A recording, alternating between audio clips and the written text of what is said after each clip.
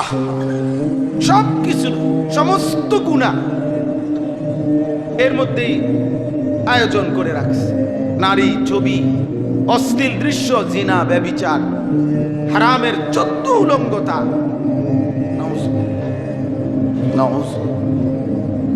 লক্ষ লক্ষ কোটি কোটি যুবক প্রতিদিন কোটি কোটি টাকা এই বড় মোবাইল দিয়ে অনলাইনে জুয়া খেলে। মোবাইলের জুয়া, এই জন্য এখন আর জুয়ারি আপনি কোনাখানি দেখতেন না। এখন আর ওই সিফা সাফা গ্রামে বাঁশপুরের তলে, তাল গাছের তলে, ব্রিজের কোনার আমনে এখন আর জুয়ারি নাই। এখন আর টাস খেলুন্ডা ফ্লাইন নাই, এটি কম। কারণ সব তো এটার ভিতরেই আছে। হয়তো 24 ঘন্টা আপনার ঘরে থাইকা বাপ মা ঘুমায় পাশের রুমে থাইকেই তো সারা রাত সে অনলাইনে জুয়া খেলতেছে। ও বাঁশপুরের কাছে যাবো কিন্তু, হ্যাঁ।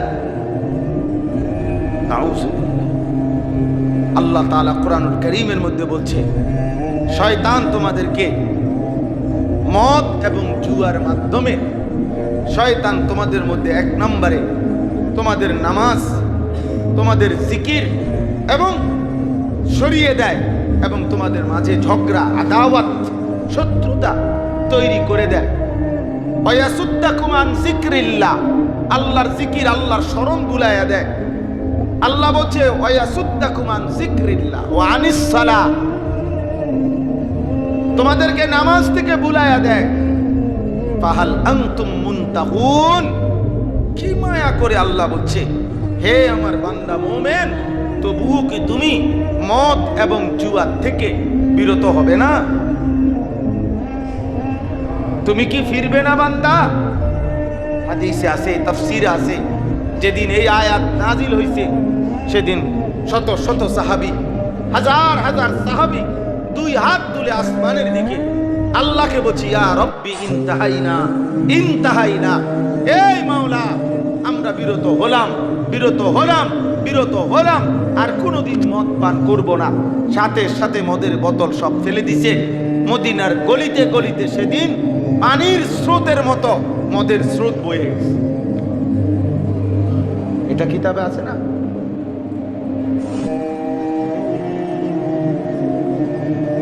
আল্লাহ নবী সাল্লাল্লাহু, একটা ছেলে শোনো, একজনই বুঝো।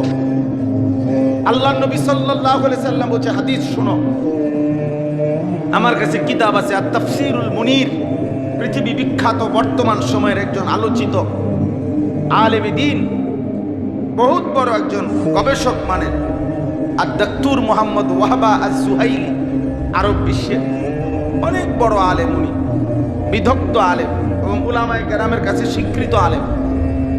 ওনার লিখিত তাফসীর আত-তাফসীরুল মুনীর 17 খণ্ডে। এই তাফসীরের মধ্যে আছে সূরা নূরের তাফসীরে তিনি একটা হাদিস উল্লেখ করছেন। আল্লাহ নবী সাল্লাল্লাহু আলাইহি ওয়াসাল্লাম বলেন, মান জানা ওয়া শারিবাল খামরা, যে ব্যভিচার করে, নারীর সাথে যে হারাম কাজ করে এবং মদ পান করে, আল্লাহ নবী সাল্লাল্লাহু আলাইহি ওয়াসাল্লাম বলেন, খোদার কসম নবী বলেন, নাজা আল্লাহু মিন কলবিহিল ঈমান কামা ইয়াখলাউল ইনসানু আল কামিসা মিন রাসিহি, আল্লাহ তাআলা ওই নাফরমানের কলিজার ভিতর থেকে ঈমান খুলে রেখে দেন, ঈমান বের করে ফেলে।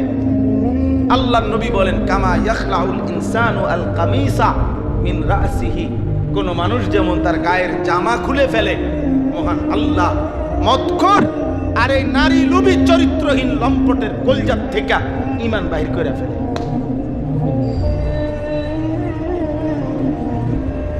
আল্লাহ, কই যাচ্ছিস? নারী দেখতে, নাচতে গাইতে, অশ্লীল উলঙ্গ ছবি দেখতে, হারাম কোনো মেয়ের সাথে প্রেম করতে, পার্কে কিংবা রেস্তোরাঁয়?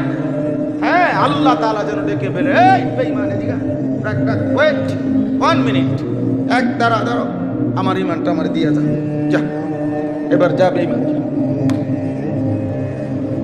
এবার যা, ঠিক আছে যা, এবার যা মন চায় তা কর, আমার ঈমান আমার দিয়ে দে, লাগবে না। তোর মতো না ফরমান আরে কত বেঈমান আমি খাওয়াই, তোরে খাওয়াই, যার সমস্যা কি? তুই একজন বেঈমান বাড়লে কি হবে? কথা বলেন না।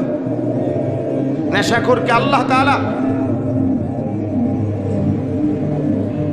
ঈমান রেখে দেয়। আল্লাহ যেন বলে ঈমান দাও, আমার তোমার রেখে দেয়, যাও। লা ইয়াজনি যানি হিনা ইয়াজনি ওয়া হুয়া মুমিন। নবী সাল্লাল্লাহু আলাইহি সাল্লাম বলেন, কোন ব্যভিচারী যখন জিনা করে সে মুমিন থাকে না। লা ইয়াশরাবুল খামরা হিনা ইয়াশরাবু ওয়া হুয়া মুমিন। কেউ যখন মদ পান করে নবীজি বলে সে মুমিন থাকে না। লা ইয়াসরিকু সারিকু হিনা ইয়াসরিকু ওয়া হুয়া মুমিন। বুখারী মুসলিমের হাদিস। কেউ যখন চুরি করে নবীজি বলে সে মুমিন থাকে, মুমিন থাকে। চোর চুরি অবস্থায় ঈমান থাকে না। মদখোর মদ পান অবস্থায়, নেশা অবস্থায় ঈমান থাকে না। ব্যভিচারী ব্যভিচার অবস্থায় ঈমান থাকে না। আর লজ্জাস্থান দিয়েও জিনা হয়, হাত পা অঙ্গ প্রত্যঙ্গেরও জিনা হয়। নবীজি বলছেন, নবীজি বলছেন হাতেরও জিনা, কানেরও জিনা, চোখেরও জিনা, পায়েরও জিনা, লজ্জাস্থানেরও জিনা, অন্তরেরও জিনা। অতএব এখানে আপনি আলাদা বাক করবেন কি দিয়ে? তিনি তো বলছেন একই শব্দ, একই শব্দ বলছে কিনা মৌলানা?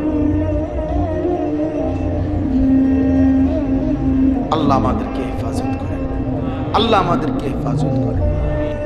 জীবন থেকে জীবন বদলায়, কলিজা থেকে কলিজায় আল্লাহর ভালোবাসা যায়, আখিরাতের ফিকির আসে। জীবন্ত মানুষের সান্নিধ্য সোহবত ছাড়া জীবন বদলায় না, শোনা যায় না। শোনা যায় এই হুজুরের ওয়াজটা ভালো লাগে একটু, এই জন্য এই এটা কি তেমন এটা একটু সুরটা একটু ভালো, এই জন্য ওনারটাকে লেগে শোন। উনি মাঝে মাঝে একটু হাসায়, এটা ভালো লাগে। ওনারটা উনি কেমন জানি একটু কাইন্দা কাইন্দা কথা কয়, এটা একটু ভালো লাগে। এই কারো কান্দনটা ভাল লাগে, কারো হাসিটা ভাল লাগে, কারো হুঙ্কারটা ভাল লাগে। এই শত বন্ধুরা তা আপনি বুঝিয়ে এনে বয়ে বয়ে বক্তার ইন্টারভিউ নিতে আসবেন। এটা নিয়ে মাকসাদ যে কার সুর ভালো, কার গান ভালো না। জীবন পরিবর্তন কি মাকসাদ, জিন্দেগি গঠন, জীবনের উন্নয়ন, হায়াতের উন্নয়ন, তামির, তামিরে হায়াত, জীবনের উন্নয়ন, জীবনের গঠন, জীবনকে গড়ে তোলা, জীবনকে সাজিয়ে তোলা। এটা আব্বা জরুরি। ছোটরা, বড়রা, বৃদ্ধরাও তাদেরও। এজন্য আমরা কিতাবে পড়ছি এই পৃথিবীর সর্বশ্রেষ্ঠ ব্যক্তি, সবচেয়ে উত্তম ব্যক্তিও ইসলাহের মুখাপেক্ষী। অর্থাৎ সর্বশ্রেষ্ঠ ব্যক্তিরও সংশোধন এবং সংশোধনের ধারাবাহিকতা জরুরি, জরুরি। যার কারণে 23 বছরে প্রিয় নবী সাল্লাল্লাহু আলাইহি ওয়াসাল্লামেরও অসংখ্য আচরণে রব্বে কারীম নিজে আল্লাহ সংশোধন করে দিচ্ছেন কিনা? আল্লাহ নিজে বলছেন। অন্ধ মানুষটার দিকে গুরুত্ব দিলেন না কেন? কি ব্যাপার? কাকে বলছেন? নবীজিকে বলছেন। কি ব্যাপার? অন্ধ লোকটা আপনি কি তার দিকে গুরুত্ব দিলেন, কম দিলেন কেন? সে অন্ধ বলে? আবাসা ওয়া তাওয়াল্লা আন জাআহুল আ'মা। হ্যাঁ, আল্লাহ তাআলা এভাবে বলছেন,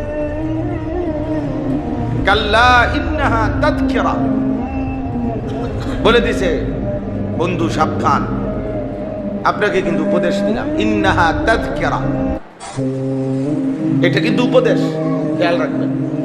মানে ইমানদার অন্ধ যদি হয় তো লক্ষ কোটি সর্বোচ্চ পদ অধিকারী, সম্পদের অধিকারী কাফের বেঈমানের চাইতেও একজন অন্ধ মুমিন দামি বেশি। আল্লাহ তাআলা এটা শিখাইছেন নবীজিকে, সবক দিয়ে। এজন্য নবী সাল্লাল্লাহু আলাইহি ওয়াসাল্লাম বলছেন, আল্লামানি রব্বি ফাআহসানা তা'লিমি ওয়া আদ্দাবানি রব্বি ফাআহসানা তা'দীবি। এটা হাদিস।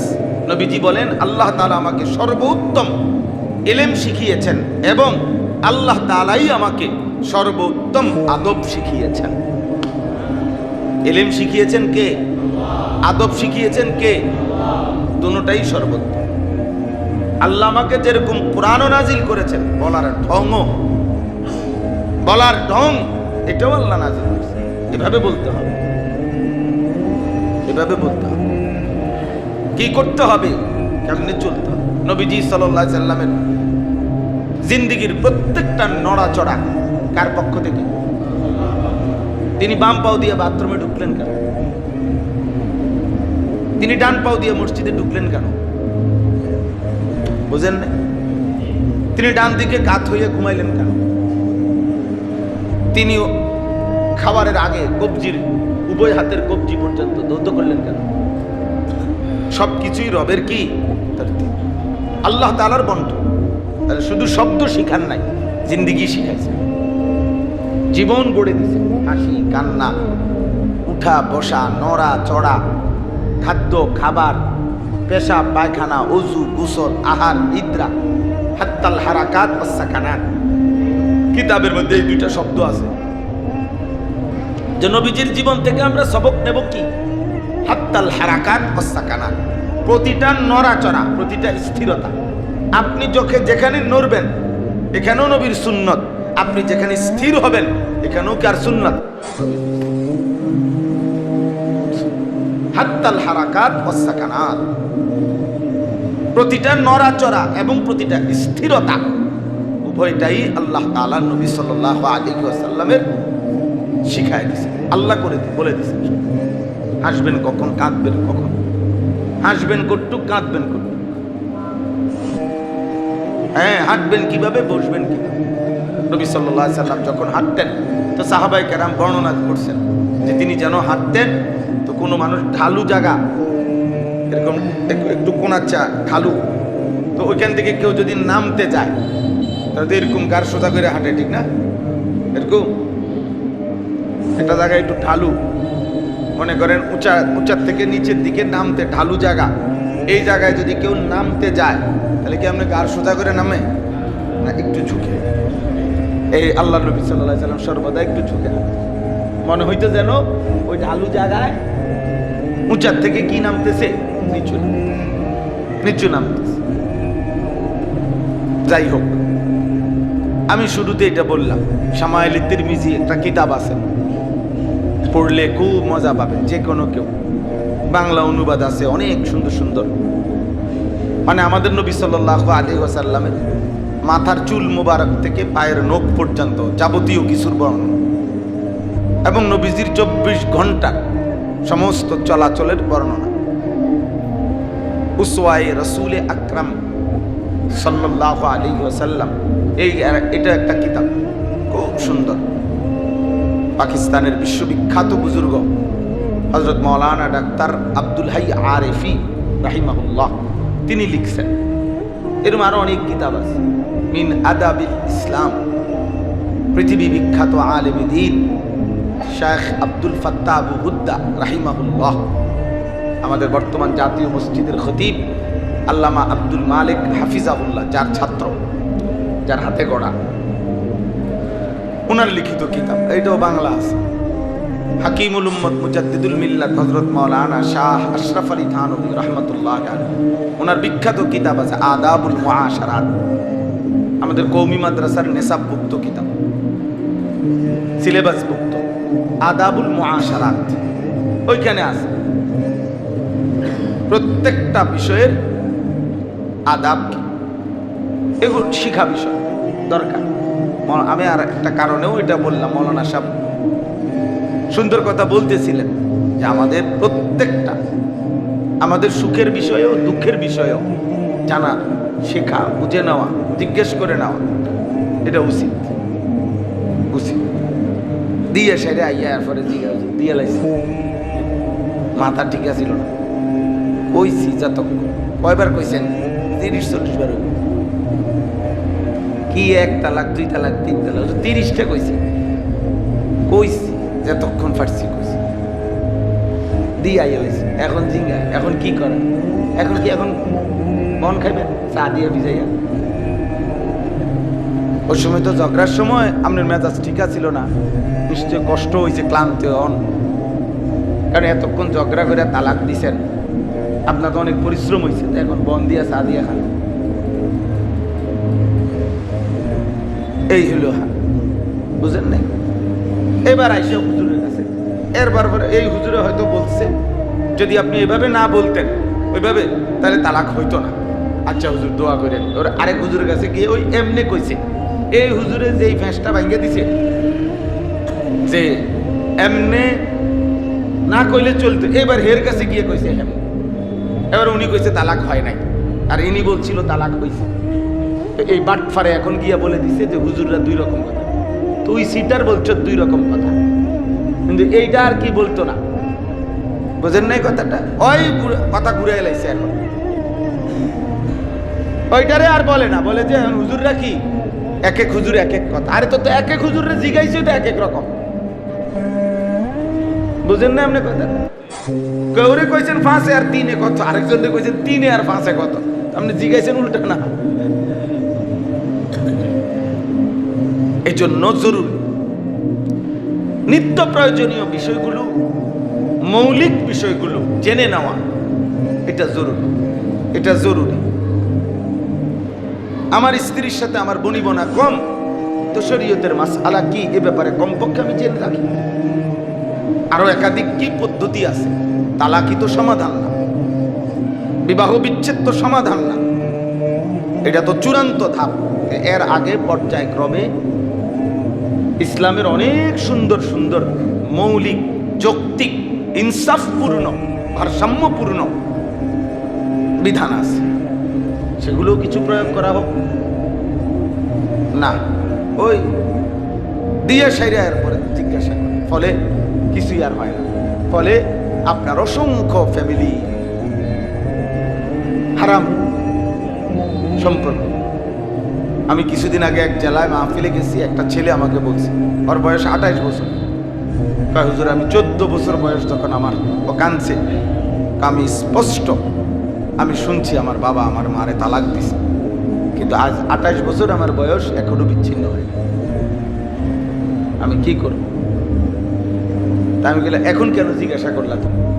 হুজুর এটাও একটা উদ্দেশ্যে জিজ্ঞাসা করছি যে আজ 28 বছর বয়সে এখন আমার সামর্থ্য আছে, হয়েছে আল্লাহর দয়া, কিছুটা ঘর দুয়ার আমি আলাদা, আমি চাচ্ছি আমার মারে কথাটা পরিষ্কার বলে আপনার কমপক্ষে আমার মারে আলাদা করে রাখি, এর ভালো একটা ফিকির আর কি।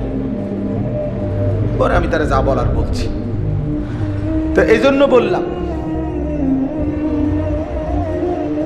এক্ষেত্রে ওলামায়ে কেরামের কাছেও আমার কথা, আপনার কাছেও কথা মাওলানা, মানে এক্ষেত্রে একটা গুরুত্বপূর্ণ বিষয় হলো, কারো জেহানে যদি কোনো একটা বিষয়ের কাজ গুরুত্বপূর্ণ মনে হয়, ওনার উচিত খুব মনোযোগ দিয়া ওই বিষয়ের উপরে খুব মেহনত করা, তাহলে ফায়দা আসে। বুঝেন না কথাটা? মানে আপনি একটা বিষয়কে কি করে নেন যে আমি ইনশাল্লাহ সমাজে এই বিষয়টার উপরে দিবানিশি যখনই সুযোগ পাই আমি বলবো, চেষ্টা করব, বুঝাবো, তাইলেও দেখবেন যে অনেক ফায়দা আসবে। আসলে আমি ব্যক্তিগতভাবে কিশোর, যুবক, নওজোয়ান ছেলে, এটা আমারে কোনোভাবে কেউ আনুষ্ঠানিক দায়িত্ব দেয় না। ওদেরকে বলা, ওটা কোনো মন্ত্রণালয় না, আমার কোনো এই ডিপার্টমেন্টও না, আমার এমন কিছু না। আমি স্বাভাবিক ওয়াজ করতাম, মানে সব বিষয়ই বলতাম। আলহামদুলিল্লাহ আজকে 22 বছর আল্লাহর দয়া, 2004 সাল থেকে। তাইলে কিন্তু এরই মধ্যে এই 22 বছরে বলতে বলতে বলতে একটা পর্যায়ে আইসা আজকে 5-6 বছর খুব সম্ভব হবে এতটুকু, যে এখন আমার সারাক্ষণ উঠতে বসতে চলতে ফিরতে যত বই পত্র, গবেষণা, পড়ালেখা, লেখালেখি, আঁকাআঁকি, সব কিছুর মধ্যে মূল একটা ফিকির, মুসলিম কিশোর, যুবক, নওজোয়ান আল্লাহর দিকে কিভাবে ফিরবে। তো এটা কেন এমন আমার দিলের মধ্যে হয়েছে আমি জানি না। আমার এটা কোনো আনুষ্ঠানিক কোনো কেউ আমাকে কোনো মন্ত্রণালয়, সরকারি বা বেসরকারি, কেউ দায়িত্ব দেয় না, কিন্তু আমার হৃদয়ে এটা আল্লাহর পক্ষ থেকে। আমি এই জন্য এখন এটা বেশি বলি। এই জন্য বললাম যে কয়জন উলামায়ে কেরামও আছেন আপনাদের জন্য এটা কথা। আপনি একটা বিষয়ের উপরে মেহনত করতে থাকেন এবং এটা হাদিস শুনেন। আল্লাহর নবী সাল্লাল্লাহু আলাইহি ওয়াসাল্লাম বলেছেন, ই'মালু ফাকুল্লুন মুয়াসসারুন লিমা খুলিকা লাহু। বিশুদ্ধ হাদিস। নবীজি বলেন তোমরা মেহনত আমল করতে থাকো, আর মনে রেখো আল্লাহ যাকে যে কাজের জন্য সৃষ্টি করেছেন তা আল্লাহর পক্ষ থেকেই তার জন্য সহজ করে দেওয়া হবে। ফাকুল্লুন মুয়াসসারুন লিমা খুলিকা লাহু।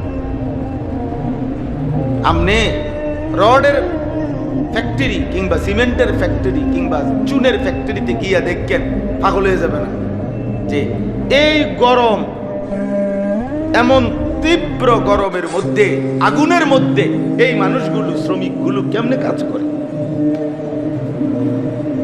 কিন্তু ওরা বছরের পর বছর কথাও কয়, গল্পও করে, হাসাহাসিও করে, কামও করে, সে কেমনে সহ্য করে? সে কিভাবে সহ্য করে? এই ভরা উত্তপ্ত রৌদ্রের মধ্যে রিক্সার ড্রাইভার, অটো ড্রাইভার কিভাবে গাড়িটা চালাইতেছে আপনি চিন্তা করলেও তো পারতেন না। যার এই অভ্যস্ততা নাই, তো আল্লাহ তাআলা যাকে যে কাজের জন্য বানিয়েছেন আল্লাহই তার জন্য ওই কাজটা সহজ করে দেন। এটা হাদিস। মুয়াসসার, মুয়াসসার মাফউলের সিগা, অর্থ হলো আল্লাহর পক্ষ থেকে সহজ করা, আল্লাহর পক্ষ থেকে। আল্লাহ তাআলা আমাদের সবাইকে দ্বীনি ফিকিরে কম বেশি কিছু না কিছু কাজ করার তৌফিক দান করে। এটা বহুত বড় একটা আমল। আপনি আপনার সামর্থ্য মতো জেনারেল শিক্ষিত হোক, স্কুলে হোক, কলেজে হোক, ইউনিভার্সিটি হোক, বাবা হোক, সংসারে সাধারণ মানুষ হোক, ব্যবসায়ী হোক, দোকানদার হোক, প্রত্যেকের জায়গা থেকে আল্লাহর কথা, আখিরাতের কথা, কম হোক বেশি হোক, কেউ এক লাইন বলুক, ওয়ালাউ আয়া। এই জন্য নবীজি সাল্লাল্লাহু আলাইহি সাল্লাম সহজ করে দিয়েছে বিষয়টা, যে 1 ঘন্টার কমে ওয়াজ করলে হবে না। না না, নবীজি বলছে ওয়ালাউ আয়া, বাল্লিগু আন্নি ওয়ালাউ আয়া। একটি আয়া, একটি শব্দ, একটি বাক্যই বলো, তবুও বলো, তবুও বলো, পৌঁছিয়ে দাও আমার কথা, ধরে রাখো না কথা, বলতে থাকো, বলতে থাকো, আল্লাহর কথা বলতে থাকা প্রত্যেকের উচিত, প্রত্যেকের উচিত। আলহামদুলিল্লাহ, এটা যদি হয় শত কণ্ঠ, লাখো কণ্ঠ, কোটি কণ্ঠ যদি যার যার সামর্থ্য পত কিছু কম বেশি বলতো, আল্লাহর কসম এই সমাজের চিত্র আরো অনেক বদলাই যায়, আরো বদলাই যায়। এই জন্য নওজোয়ান ভাই, তোমাদের কাছে এটা অনুরোধ, আল্লাহর কথা প্রিয় ভাই বলো, কিছু না কিছু বলো, আল্লাহর কথা। এই জবান খোলো, আল্লাহর জন্য খোলো। যার দেওয়া জবান তার কথা বলবে না, যার দেওয়া জবান তার নাম নিবে না, যার দেওয়া চোখ তার কিতাব দেখবে না, যার দেওয়া কান তার কথা শুনবে না, যার দেওয়া দিল তাকে নিয়ে ভাববে না।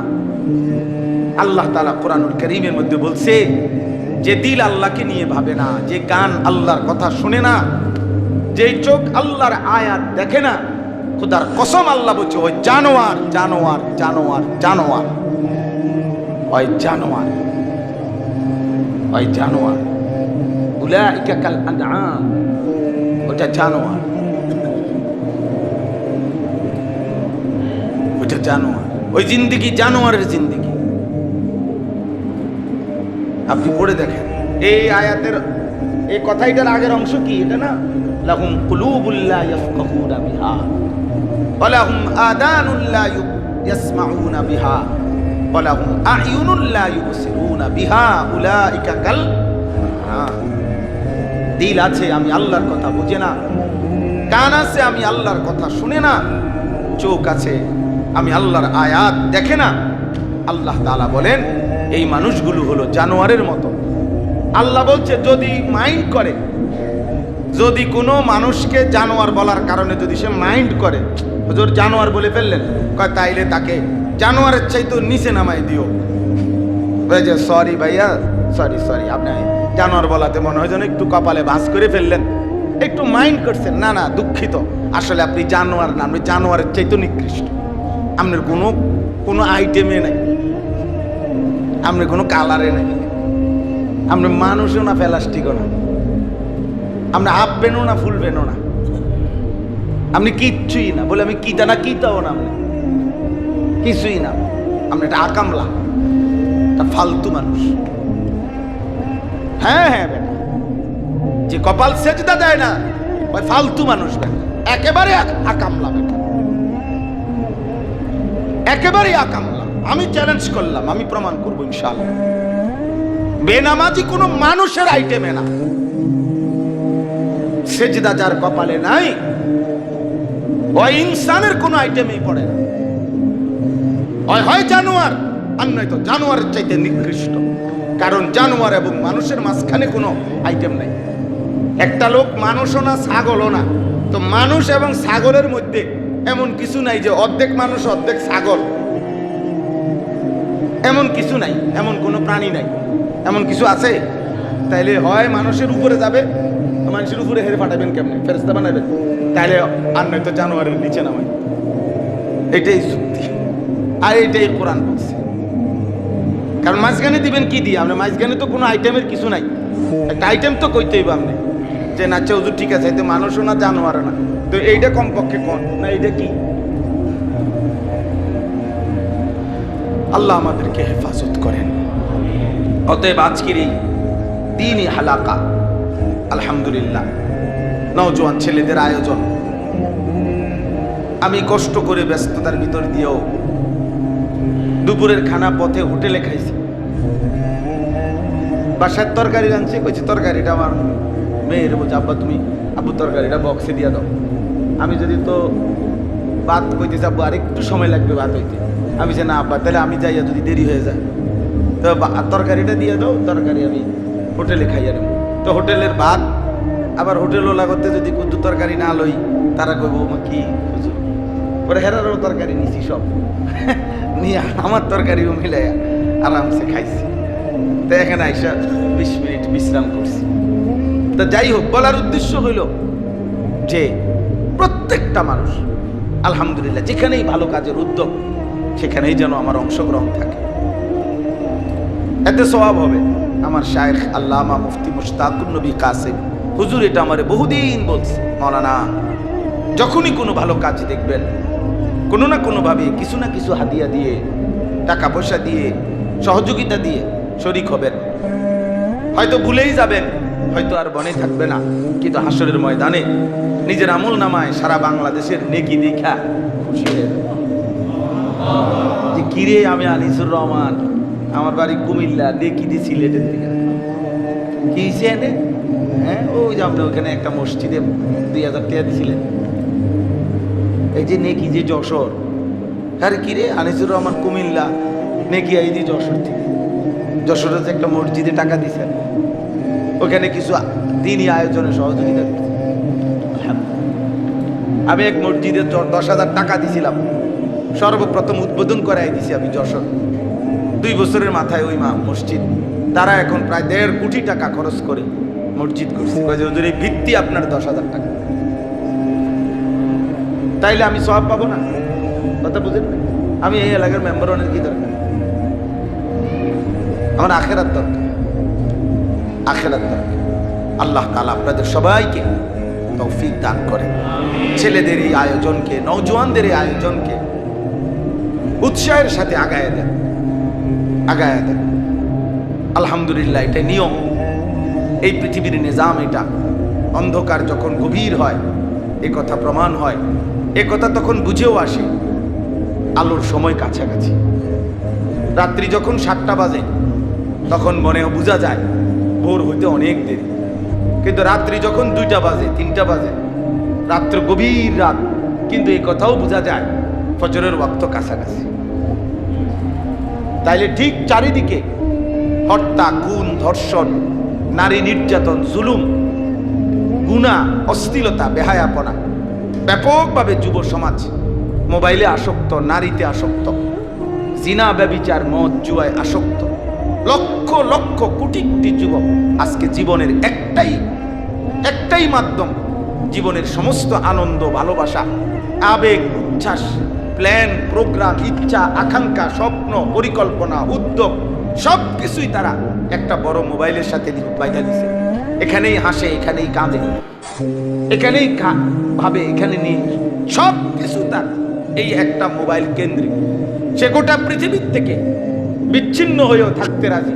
তারে যদি আফ্রিকার জঙ্গলও আপনি বাইন্দা রাখেন, সুন্দরবনের মাঝখানেও বাইন্দা রাখেন, আর শুধু যদি এমবি থাকে আর চার্জ থাকে, এতটুকু ব্যবস্থা আপনি যদি করে দেন, তো সে কোনো আপত্তি করবে না, সে আপত্তি করবে না, সে বলবে কোনো অসুবিধা নাই, আপনারা কেউ আমাকে নিয়ে টেনশন করবেন না, কারণ আমার কাছে যেই আমার জীবন বরবাদের এই অসংখ্য অসভ্য এই সামান আমাকে দিয়ে দিছে আমার শাড়ি। ফলে এই মোবাইলে 24 ঘন্টা ওই দেখো ওই এই বেটা সোহে তো দেখো না আবার। এটা আফসুস আব্বা, এটা আফসুস, এটা আফসুস। যেই কোনো সুস্থ সামর্থ্যবান মানুষ যদি বহুমুখী কর্ম না করে তার জীবন সুন্দর হয় না, তার জীবন কখনোই কামিয়াব হয় না। একটা ছেলে হইলেও বুঝো এটা কোনোভাবেই কোনো সুস্থ স্বাভাবিক মানুষের কাজ হইতে পারে না যে 8 ঘন্টা 6 ঘন্টা 12 ঘন্টা তুমি শুধু মোবাইল টিপলা। এটা কোনো স্বাভাবিক সুস্থ মানুষের এ নিশ্চিত প্রতিবন্ধী, হয়তো টের পাচ্ছে না, এ হয়তো বুঝতে পারতেছে না যে সে যে মানসিক প্রতিবন্ধী, এ হয়তো বুঝতেছে না, কিন্তু এই বাস্তবতা এটাই, সে ধীরে ধীরে প্রতিবন্ধী হয়ে গেছে অথবা হয়ে যাচ্ছে, হয়ে যাচ্ছে, হয়ে যাচ্ছে। লাখ লাখ ছেলে, লাখ লাখ ছেলে, কোটি কোটি ছেলে হায়াতের সবচেয়ে গুরুত্বপূর্ণ পুঁজি সময়, নিজের সময়। প্রতি ঘন্টা আমার, প্রতিটা মিনিট আমার, প্রতিটা সেকেন্ড আমার, প্রতিটা মুহূর্ত আমার, আমারই সময় যায়। এই পৃথিবীর সময় যায় না, পৃথিবীর তালে সময় ব্যয় করছে, আমার সময় যাচ্ছে। তাহলে এই যে দিবা নিশি আমার সময় থেকে আমি মোবাইলের পিছনে এভাবে শেষ করে দেব। একটা সাধারণ বিষয়, একটা কোনো ঘটনা বা একটা কোনো কথা, এবার সে অনবরত দেখতেছে সারা বাংলাদেশের কত পাগল কত ছাগল কি মন্তব্য করছে। এবার হেঁটে এটার লগে একটা গুতা দিছে, ওইতে আর একটা ঘোষা দিছে, দিয়া এবার হেঁটে লাগছে হেঁটের লগে, এতে আবার লোক লইছে তার গুলারে, হেঁটে লইছে এর গুলারে। বাহ, চলছে তো চলছে, কি কথার উপরে তর্ক হইতেছে।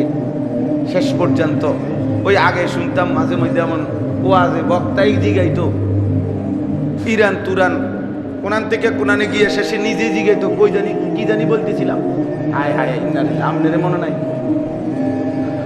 তো আর পাবলিকের কি মনে থাকবে। এখন আর কোত্থেকে ঝগড়া শুরু আর কেউ জানে না, কার ঝগড়া কে করে কেউ জানে না।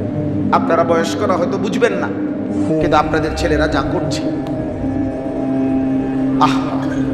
সব কিছু সমস্ত গুনাহ এর মধ্যেই আয়োজন করে রাখছে। নারী, ছবি, অশ্লীল দৃশ্য, জিনা, ব্যভিচার, হারামের 14 উলঙ্গতা, লক্ষ লক্ষ কোটি কোটি যুবক প্রতিদিন কোটি কোটি টাকা এই বড় মোবাইল দিয়ে অনলাইনে জুয়া খেলে,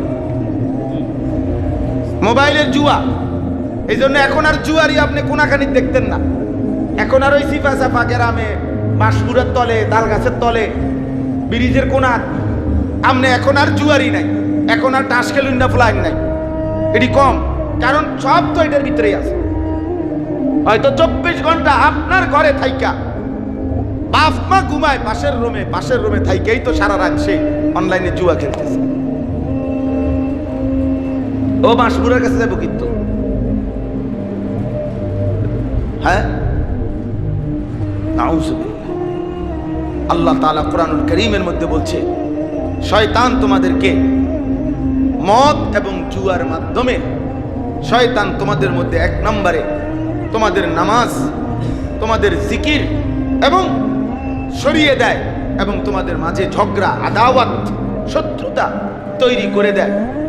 ওয়ায়াসুদ্দাকুম আন যিকরিল্লাহ, আল্লাহর জিকির, আল্লাহর স্মরণ ভুলাইয়া দেয়। আল্লাহ বলছে ওয়ায়াসুদ্দাকুম আন যিকরিল্লাহ ওয়া আনিস সালাহ, তোমাদেরকে নামাজ থেকে ভুলাইয়া দেয়। ফাহাল আনতুম মুনতাহুন, কি মায়া করে আল্লাহ বলছে হে আমার বান্দা মুমিন, তবুও কি তুমি মদ এবং জুয়া থেকে বিরত হবে না? তুমি কি ফিরবে না বান্দা? হাদিসে আছে, তাফসিরে আছে, যেদিন এই আয়াত নাজিল হইছে সেদিন শত শত সাহাবী, হাজার হাজার সাহাবী 2 হাত তুলে আসমানের দিকে আল্লাহকে বলছি ইয়া রব্বি ইনতাহাইনা, ইনতাহাইনা, এই মাওলা আমরা বিরত হলাম, বিরত হলাম আর কোনোদিন মদ পান করব না। সাথে সাথে মদের বোতল সব ফেলে দিছে। মদিনার গলিতে গলিতে সেদিন পানির স্রোতের মতো মদের স্রোত বয়ে গেছে। এটা কিতাবে আছে না?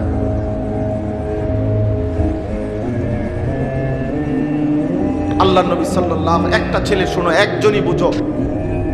আল্লাহ নবী সাল্লাল্লাহু আলাইহি সাল্লাম বলছে, হাদিস শোনো, আমার কাছে কিতাব আছে আত-তাফসীরুল মুনীর, পৃথিবী বিখ্যাত বর্তমান সময়ের একজন আলোচিত আলেমে দ্বীন, বহুত বড় একজন গবেষক মানের আদ-দাক্তুর মুহাম্মদ ওয়াহাবা আজ-জুহাইলি, আরব বিশ্বের অনেক বড় আলেম, উনি বিদগ্ধ আলেম এবং উলামায়ে কেরামের কাছে স্বীকৃত আলেম। ওনার লিখিত তাফসীর আত-তাফসীরুল মুনীর 17 খণ্ডে। এই তাফসীরের মধ্যে আছে সূরা নূরের তাফসীরে তিনি একটা হাদিস উল্লেখ করছেন। আল্লাহ নবী সাল্লাল্লাহু আলাইহি ওয়াসাল্লাম বলেন, মান জানা ওয়া শারিবাল খামরা, যে ব্যভিচার করে, নারীর সাথে যে হারাম কাজ করে এবং মদ পান করে, আল্লাহ নবী সাল্লাল্লাহু আলাইহি ওয়াসাল্লাম বলেন, খোদার কসম নবী বলেন, নাজা আল্লাহু মিন কলবিহিল ঈমান কামা ইয়াখলাউল ইনসানু আল কামিসা মিন রাসিহি। আল্লাহ তাআলা ওই নাফরমানের কলিজার ভিতর থেকে ঈমান খুলে রেখে দেন, ঈমান বের করে ফেলে। আল্লাহ নবী বলেন, কামা ইয়াখলাউল ইনসানু আল কামিসা মিন রাসিহি, কোন মানুষ যেমন তার গায়ের জামা খুলে ফেলে, মহান আল্লাহ মদখোর আর এই নারী লোভী চরিত্রহীন লম্পটের কলিজার থেকে ঈমান বাইর করে ফেলে। আল্লাহ নবী, কই যাচ্ছিস? নারী দেখতে, নাচতে গাইতে, অশ্লীল উলঙ্গ ছবি দেখতে, হারাম কোনো মেয়ের সাথে প্রেম করতে, পার্কে কিংবা রেস্তোরাঁয়? হ্যাঁ, আল্লাহ তাআলা যেন ডেকে বলে, এই বেঈমান এদিকে ওয়েট 1 মিনিট, এক দাঁড়া, আমার ঈমানটা আমার দিয়ে যা, যা এবার যা বেঈমান, যা এবার যা, ঠিক আছে যা, এবার যা মন চায় তা কর, আমার ঈমান আমার দিয়ে দে, লাগবে না। তোর মতো না ফরমান আরে কত বেঈমান আমি খাওয়াই, তোরে খাওয়াই, যার সমস্যা কি? তুই একজন বেঈমান বাড়লে কি হবে? কথা বলেন না? নেশাখোরকে আল্লাহ তাআলা ঈমান রেখে দেয়। আল্লাহ যেন বলে, দিগা ওয়েট, ঈমান দাও, আমার তোমার রেখে দিই, যাও। লা ইয়াজনি জানি হিনা ইয়াজনি ওয়া হুয়া মুমিন। নবী সাল্লাল্লাহু আলাইহি সাল্লাম বলেন, কোন ব্যভিচারী যখন জিনা করে সে মুমিন থাকে না। লা ইয়াশরাবুল খামরা হিনা ইয়াশরাবু ওয়া হুয়া মুমিন, কেউ যখন মদ পান করে, নবীজি বলে, সে মুমিন থাকে না। লা ইয়াসরিকুস সারিকু হিনা ইয়াসরিকু ওয়া হুয়া মুমিন, বুখারী মুসলিমের হাদিস। কেউ যখন চুরি করে, নবীজি বলে, সে মুমিন থাকে না, মুমিন থাকে। চোর চুরি অবস্থায় ঈমান থাকে না, মদখোর মদ পান অবস্থায়, নেশা অবস্থায় ঈমান থাকে না, ব্যভিচারী অবস্থায় ঈমান থাকে না। আর লজ্জাস্থান দিয়েও জিনা হয়, হাত পাও অঙ্গ প্রত্যঙ্গেরও জিনা হয়। নবীজি বলছেন হাতেরও জিনা, কানেরও জিনা, চোখেরও জিনা, পায়েরও জিনা, লজ্জাস্থানেরও জিনা, অন্তরেরও জিনা। অতএব এখানে আপনি আলাদা ভাগ করবেন কি দিয়ে? তিনি তো বলছেন একই শব্দ বলছি কিনা মৌলানা? আল্লাহ আমাদেরকে হেফাজত করে, আল্লাহ আমাদেরকে হেফাজত করে।